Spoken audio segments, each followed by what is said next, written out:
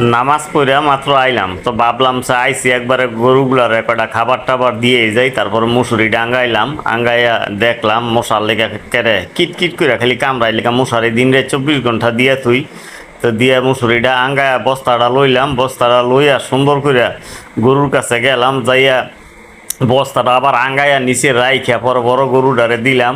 ও খুব সুন্দর মসমসায় খাইতেছে, দেখি কয়টা লেদা দিছে, লেদাগুলা পরিষ্কার করলাম, ফালাইলাম বালতির ভিতরে লইয়া, আবার একটু পুকুর মেঝে একটা থাবড়া দিলাম, দিয়া গোবরগুলা ফালাইতেছি।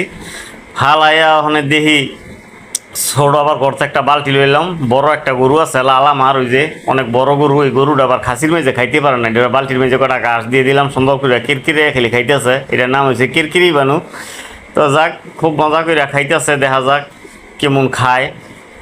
তো সব মিলাই যাক আলহামদুলিল্লাহ ভালোই আছে মোটামুটি গরুগুলা, আমিও ভালোই আছি। তো খাইতেছে, আবার এই যে টেনে শিশি দিছে তো পানি লয় নাই গা, পরে একটু ছাই দিয়ে দিলাম শুকাই যাবো গা পানিগুলা, বাস সুন্দর একটু ঝাড়ু দিয়ে দিছি, করে শুকাই গেছে, একটু মেঘলা মেঘলা একটা ভাব। তো